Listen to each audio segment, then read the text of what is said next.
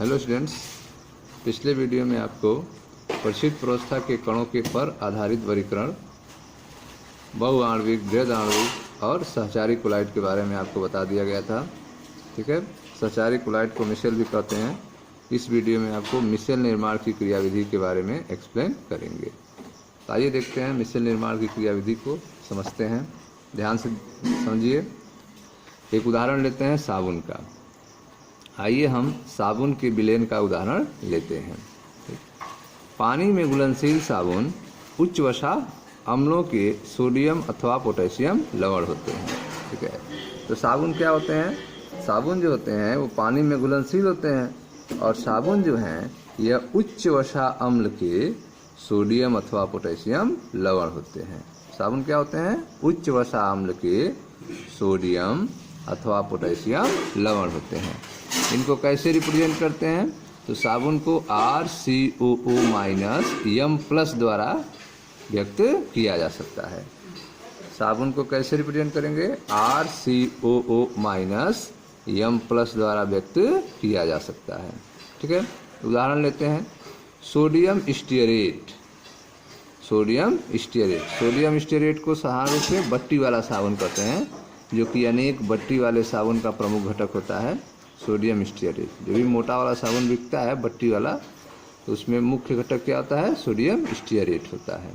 ठीक, जल में विलीन करने पर सोडियम स्टीयरेट को सोडियम लिखेंगे मेटल की जगह पे, तो RCOO- हो जाएगा। ठीक, तो जब इसको जल में घोलेंगे, जल में विलीन करने पर यह टूट जाएगा। RCOO- तथा Na+ आयनों में विकृत हो जाता है। ठीक है, तो आप देख रहे हैं कि साबुन जो है यह उच्च वसा अम्लों के सोडियम और पोटेशियम लवण होते हैं। उदाहरण के रूप में आपने सोडियम स्टीयरेट लिया। सोडियम स्टीयरेट को जब आप जल में घोलेंगे तो यह दो भागों में टूट जाएगा। RCOO- और Na+ आयनों में विकृत हो जाता है। किंतु RCOO- आयन के दो भाग होते हैं। ठीक है, ये RCOO- आयन के दो भाग होते हैं। एक होता है R और एक होता है COO-। ठीक, एक भाग R है, तो यह R क्या है? एक लंबी हाइड्रोकार्बन श्रृंखला है। R जो है वह एक लंबी हाइड्रोकार्बन श्रृंखला है, जिसे अध्रुवी पुच्छ भी कहते हैं। R जो है एक लंबी हाइड्रोकार्बन श्रृंखला है, जिसे अध्रुवी पुच्छ भी कहते हैं, और जो जल विरागी होता है, जल प्रतिकर्षी होता है। R जो है वह जल विरागी है, यह जल से भीगता नहीं है। ठीक है, जल विरागी अर्थात जल प्रतिकर्षी होता है। तथा ध्रुवीय समूह, यह जो ध्रुवीय समूह है COO-, यह ध्रुवीय समूह। R क्या है? अध्रुवीय समूह है। तो ध्रुवीय समूह RCOO-, जिसे ध्रुवीय आयनिक शीर्ष भी कहते हैं। ध्रुवीय समूह ठीक है, ध्रुवीय समूह COO-, जिसका दूसरा नाम क्या है? ध्रुवीय आयनिक शीर्ष भी कहते हैं, जो जलरागी होता है, अर्थात जल से स्नेह करने वाला होता है। जलरागी होता है अर्थात जल से स्नेह करने वाला होता है। तो आप पढ़ रहे हैं मिसेल निर्माण की क्रियाविधि। ठीक है, मिसेल निर्माण की क्रियाविधि में आपने उदाहरण किसका लिया है? साबुन विलयन का। ठीक है, साबुन विलयन का उदाहरण लिया है। साबुन क्या होते हैं? पानी में घुलनशील साबुन उच्च वसा अम्ल के सोडियम अथवा पोटेशियम लवण होते हैं, जिन्हें RCOO- द्वारा व्यक्त किया जाता है। उदाहरण के रूप में आपने सोडियम स्टीयरेट लिया, जो कि साधारणतः बट्टी वाले साबुन का मुख्य घटक है। ठीक, अब जो है जब जल में घोलते हैं तो जल में विलीन करने पर RCOO- और Na+ आयनों में टूट जाते हैं। किंतु ये जो RCOO- ये आयन के दो भाग होते हैं। RCOO- आयन के दो भाग होते हैं, एक R होता है और एक COO- होता है। तो R क्या है? R एक लंबी हाइड्रोकार्बन श्रृंखला है, जिसे अध्रुवी पुच्छ भी कहते हैं। यह जल विरागी होता है, जल प्रतिकर्षित होता है। जबकि COO माइनस यह ध्रुवीय समूह होता है जिसे ध्रुवीय आयनिक शीर्ष भी कहते हैं। यह जल रागी होता है, जल से स्नेह करने वाला होता है। ठीक है।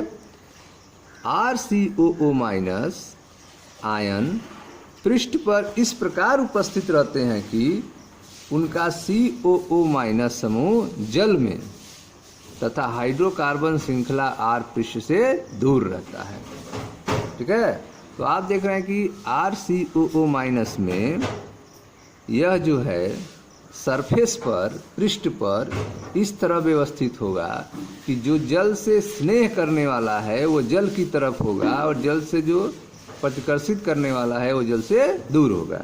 तो R क्या होगा, यह जल से दूर होगा और COO माइनस जो है वो जल के नज़दीक होगा, जल के संपर्क में होगा। ठीक है। तो RCOO माइनस आयन पृष्ठ पर इस प्रकार उपस्थित रहते हैं कि उनका COO माइनस समूह जल में होता है, क्योंकि COO माइनस समूह क्या होता है, वो जलरागी होता है, जल से स्नेह करने वाला होता है। तो COO माइनस समूह जल में होता है तथा हाइड्रोकार्बन श्रृंखला R जल पृष्ठ से दूर रहता है। ठीक है। ये नॉर्मल कंडीशन हो गया। अब देखें आगे ध्यान से। परंतु क्रांतिक मिशेल सांद्रता पर, किस पर, CMC पर, क्रांतिक मिशेल सांद्रता पर ऋणायन विलयन के स्थूल में खिंच जाते हैं। जो ऋणायन हैं वो कहाँ चले जाते हैं, विलयन के स्थूल में खिंच जाते हैं और गोली आकार में इस प्रकार व्यवस्थित हो जाते हैं, इस प्रकार एकत्रित हो जाते हैं कि इनकी हाइड्रोकार्बन श्रृंखलाएं गोले के केंद्र की ओर इंगित होती हैं। ठीक है। तो आप देख रहे हैं कि क्रांतिक मिशेल सांद्रता पर ऋणायन जो है वो क्या होगा, विलयन के स्थूल में खिंच जाता है। COO माइनस कहाँ चला जाता है, विलयन के स्थूल में खिंच जाता है और गोली आकार में चेंज हो जाता है और गोली आकार में इस प्रकार एकत्रित हो जाता है कि इसकी हाइड्रोकार्बन श्रृंखलाएं गोले के केंद्र की इंगित करती हैं। जो हाइड्रोकार्बन श्रृंखलाएं R हैं वह गोले के केंद्र की तरफ चली जाती हैं और जबकि COO माइनस भाग जो है वो गोले का, ठीक है, बाउंड्री बनाता है। यह कब बनेगा, क्रांतिक मिशेल सांद्रता पर ऐसा होता है। ठीक है। तो RCOO माइनस आयन पृष्ठ पर इस प्रकार व्यवस्थित रहते हैं कि उनका COO माइनस समूह जल में तथा हाइड्रोकार्बन श्रृंखला R पृष्ठ से दूर रहती है। परंतु क्रांतिक मिशेल सांद्रता पर ऋणायन विलयन के स्थूल में खिंच जाते हैं। ऋणायन कहाँ चले जाते हैं, विलयन के स्थूल में खिंच जाते हैं और गोली आकार में इस प्रकार एकत्रित हो जाते हैं कि इनकी हाइड्रोकार्बन श्रृंखलाएं गोले के केंद्र की ओर इंगित करती हैं तथा COO माइनस भाग गोले के पृष्ठ पर रहता है। COO माइनस भाग कहाँ रहता है, गोले के पृष्ठ पर रहता है। ठीक है। जो हाइड्रोकार्बन श्रृंखलाएं होंगी वह सेंटर की तरफ चली जाएंगी और COO माइनस भाग कहाँ होगा, पृष्ठ पर रहेगा। ध्यान से देखें, जो हाइड्रोकार्बन श्रृंखलाएं होंगी वो गोले के सेंटर की तरफ चली जाएंगी, हाइड्रोकार्बन श्रृंखलाएं R, और COO माइनस जो होगा वो गोले के पृष्ठ पर रहता है। ठीक है। इस प्रकार का बना पुंज आयनिक मिशेल कहलाता है। यह जो पुंज तैयार हुआ है इसको क्या कहेंगे, आयनिक मिशेल कहेंगे। यह कब बनता है, CMC पर बनता है, क्रांतिक मिशेल, ठीक है, ताप पर बनता है, यह सांद्रता पर। ठीक है। जब क्रांतिक मिशेल सांद्रता आती है, CMC आती है, तो उस समय R जो होता है वह सेंटर की तरफ चला जाता है गोले के और COO माइनस जो है उसका सरफेस बनाता है। इस प्रकार बना पुंज आयनिक मिशेल कहलाता है। ठीक है। इन मिशेल में इस प्रकार के 100 तक आयन हो सकते हैं। मिशेल में कितने आयन हो सकते हैं, 100 तक आयन हो सकते हैं। अब ध्यान से समझें। सोडियम स्टीयरेट जो है साबुन होता है, इसका एक उदाहरण लेकर आप समझ रहे हैं। तो सोडियम स्टीयरेट के RCOO Na, ठीक है। तब यहाँ देखो R की जगह C17H35 है, COO Na, ठीक है, सोडियम स्टीयरेट है, RCOO Na। अब इसके दो भाग हैं, एक है R और एक है COO Na। तो R आप देखो यहाँ से लेकर यहाँ तक है R, ठीक है। उसके बाद है आपका COO Na।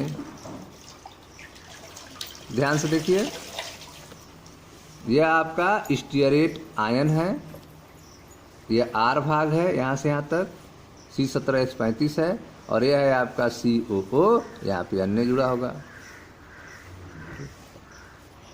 यह आपका जलरागी शीर्ष है, यह क्या है, जलरागी शीर्ष है, यह जल से भीगने वाला है, जलरागी शीर्ष है। और यह आपका जल विरागी पुच्छ है, जल विरागी पुच्छ है। इसको और छोटे तरीके से ऐसे बना सकते हैं, यह आपका जल विरागी पुच्छ है और यह है आपका जलरागी शीर्ष है, ठीक है। तो सोडियम स्टीयरेट को तीन तरीके से आप रिप्रेजेंट किए हैं, यह आपका पहला तरीका है, दूसरा तरीका, और यह रिप्रेजेंट का तीसरा तरीका, ठीक है। अब यह आपका जल विरागी पुच्छ है, जो जल से भीगता नहीं है, यह जल से हमेशा दूर रहेगा, और यह जल रागी शीर्ष है जो जल से जुड़ा रहेगा। अब ध्यान से देखें फिगर, इसमें आप देख रहे हैं कि यह जल है, इस जल से जुड़ा हुआ जो हिस्सा है वह जल रागी शीर्ष है, और यह जो हाइड्रोकार्बन था R था वह जल से दूर है, ठीक है, यह आपका जल है, ठीक है। तो CMC पर क्या होता है, यह जो R पार्ट है यह सेंटर की तरफ चला जाता है, और COO माइनस जो है वह सरफेस पे आ जाता है, और इस तरह से मिसेल का निर्माण हो जाता है, ठीक है। तो इस तरह से आपने देखा। इसी प्रकार अपमार्जकों जैसे सोडियम लारिल सल्फेट में लंबी हाइड्रोकार्बन श्रृंखला सहित सल्फेट ध्रुवीय समूह है, अतः मिसेल बनाने की क्रियाविधि साबुन के समान ही है। जो अपमार्जक होते हैं, अपमार्जक का उदाहरण देखें, सोडियम लारिल सल्फेट, इसमें CH3CH2 11 SO4 Na+ में लंबी हाइड्रोकार्बन श्रृंखला इसमें है, यह CH3CH2 11, और इसमें SO4 है, ध्रुवीय समूह। मिसेल बनाने की जो क्रियाविधि है वह इसी तरह है, साबुन के समान है। जो हाइड्रोकार्बन श्रृंखला होगा वह सेंटर की तरफ चला जाएगा, और जो ऋणात्मक होगा वह सेंटर से सरफेस पे आएगा। कब हो ऐसा होगा, CMC पे, क्रांतिक मिसेल सांता पे ऐसा होगा, ठीक है। तो इसको आप रिवाइज कीजिए, नेक्स्ट वीडियो में आपको साबुन की शोधन क्रिया के बारे में एक्सप्लेन करेंगे। Thank you.